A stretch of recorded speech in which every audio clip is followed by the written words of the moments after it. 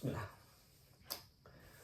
Halo semuanya, balik lagi bersama saya di podcast Saung. Dan kali ini kita kedatangan tamu mahasiswa semester tua dari Teknik Informatika bernama Teguh Pawana. Boleh saya hai dulu, Teguh Pawana. Halo guys semuanya.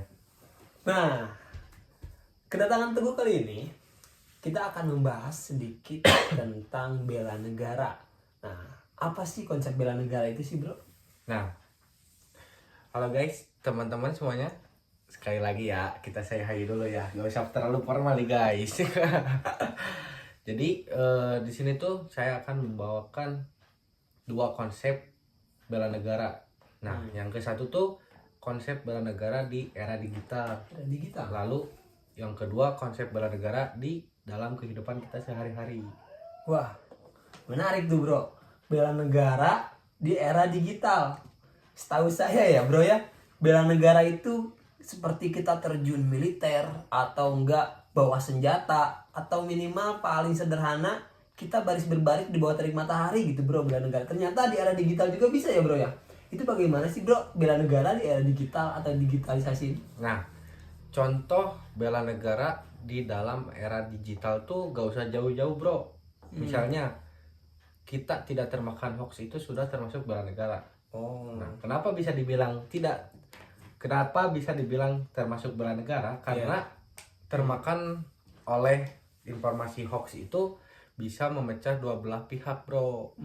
Itu juga jadi bisa berantem lah karena gara-gara informasi yang hoax itu. Oh, pantesan, bro. Akhir-akhir ini saya juga kan sering tuh scroll IG, Iya. scroll TikTok, isinya tuh yang berantem terus atau enggak informasi yang tidak jelas terus. Ternyata dengan cara kita tidak mempercayai semudah itu pun itu sudah termasuk bela negara ya, bro? Sudah, bro. Karena jadi kita bisa simpulkan harus pintar-pintar menyaring informasi terlebih dahulu. Iya. Terus itu kan di dalam dunia maya ya, bro, atau di dalam Era digitalnya digital, ya. Nah, untuk di contoh kehidupan sehari-hari itu bagaimana sih, bro, bela negara? Nah, untuk contoh di kehidupan sehari-hari, khususnya di kalangan mahasiswa ataupun anak muda, kita berpendidikan 6 tahun itu sudah termasuk bela negara, bro. Begitu. Nah, lalu kita juga bisa mengikuti agenda desa seperti gotong royong lah. Itu juga termasuk bela negara, bro.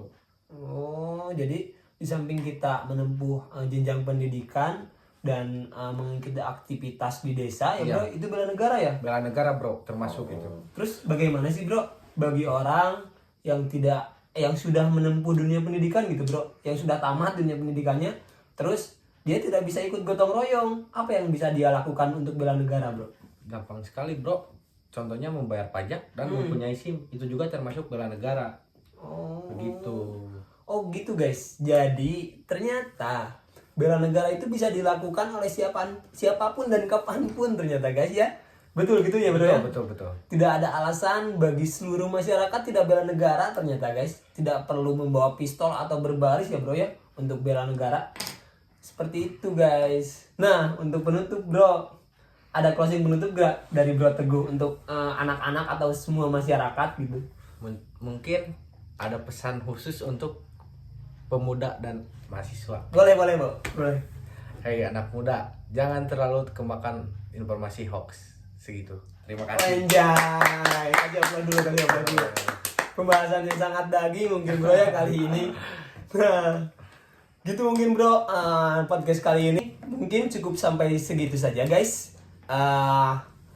See you next time di podcast selanjutnya, dan terima kasih banyak kepada Bro Teguh yang telah menyampaikan materi begitu dagingnya ya, bro ya. Bye bye guys, see you.